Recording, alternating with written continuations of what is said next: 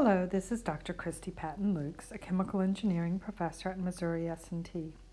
In this video lecture, we're going to be deriving the Van Hoff equations. And that's really our goal this time, is just simply to derive that. And you should understand the derivation and be able to use it appropriately. We want to remind ourselves that first we have defined the equilibrium constant, K sub A, in terms of Gibbs energy over T. But of course, it's very reasonable to assume that both Gibbs energy and temperature are both going to vary with temperature, and so therefore Ka should vary with temperature. So let's look and see how G over T varies with temperature. If I fix the pressure, then I would expect that this would be 1 over T times how G changes with temperature minus G times how 1 over T changes with temperature, which is 1 over T squared. But recall that G is defined as H minus Ts, so therefore I could say that G with an overbar, the partial molar G, is partial molar H minus T times partial molar S. And we also know from the fundamental relations that G changes with temperature at constant pressure as negative S sub I.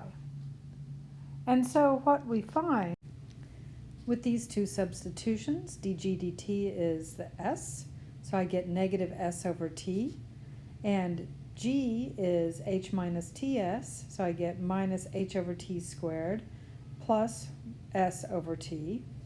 So the S over T's cancel, and I'm left with just negative H sub I over T squared. And so now if I take this and combine this into my definition for K sub A, we have that the log of Ka is negative delta G over RT, and so therefore the derivative with respect to temperature of the log of Ka will be delta H over RT squared.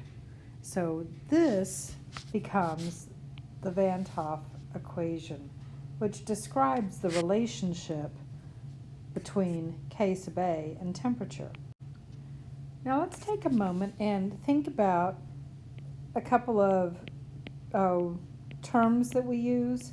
If delta H of reaction is negative, this is an exothermic reaction. And if we have an exothermic reaction, what's going to happen as T increases? So if I increase T, then my Ka value must decrease. So for exothermic reactions, Ka is going to go down as I increase my temperature. If I have delta H of reaction greater than 0, an endothermic reaction, as I heat the reaction or increase T, Ka will increase. So I can, based on delta H of reaction, exothermic or endothermic, I can adjust the equilibrium by adjusting the temperature. Let's look at some simplifications of how we could calculate this. So a very simple one is assuming that the temperature change is modest. In that case, I could assume that delta H of reaction will not change all that much, and so therefore this is going to be just a matter of integrating with respect to T. And the result of the integration would be the log of the ratio of the K's at the two temperatures times the negative delta H of reaction over R times 1 over T2 minus 1 over T1. And again, the assumption here was that delta H of reaction was essentially constant throughout.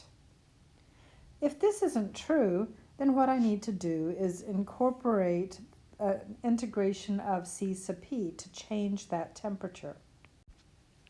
So we would take the heat of reaction at 25 degrees C and add to that the temperature correction C sub P dt, integrating from that 25 to whatever our actual temperature is. But now this is going to be divided by T squared, and then we're going to integrate that with respect to the temperature. If we use a very generic model of C sub P, in this case C sub Pi is A plus BT plus CT squared plus DT cubed plus ET to the negative 2, because occasionally that's a form that's used, and use delta A, delta B, etc.